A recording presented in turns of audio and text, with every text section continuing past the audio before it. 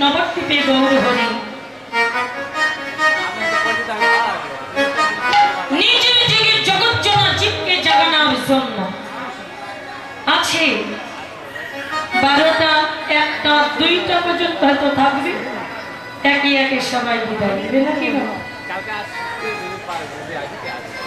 জাগতে পারি না, নয়নি নিদ্রা ভার করে চৈতন্য কর বলে কোটিকে গুটি, কোটি কোটি ভক্তের মধ্যে একজন দুর্লভ কৃষ্ণ ভক্তের জন্য এই পৃথিবী বেঁচে আছে, পৃথিবী চলছে।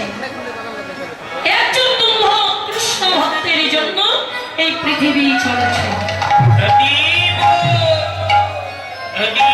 জেগে আছে। আমরা প্রতিদিন ঘুমাই 365 দিনে 1 বছর, 365 দিন ঘুমাই, কিন্তু এক গ্রামে যখন এই মহাযজ্ঞ অনুষ্ঠানের আয়োজন হয় দেখবেন রাত 3টার পর থেকে 1-2জন এই হরিবাসনের যজ্ঞ অনুষ্ঠানে থাকে। কারণ যারা বিপদে পড়ে, দূর থেকে যারা এসেছে তাদের কোনো আশ্রয় নেই, তাদের আশ্রয়টা হলো এই যজ্ঞ অনুষ্ঠান।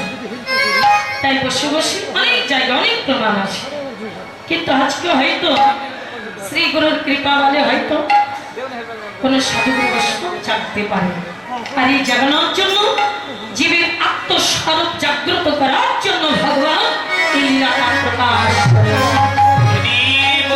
জাগ্রত হও, জেগে জেগে ভগবানের কর্ম করো। বৈষ্ণব কবি বললেন গৌধে তুমি নাকি ভগবান, আর ভগবান হয়ে নিচে জাগ্রত হয়ে জগৎ চনাচিত্রে জাগ্রত করছো।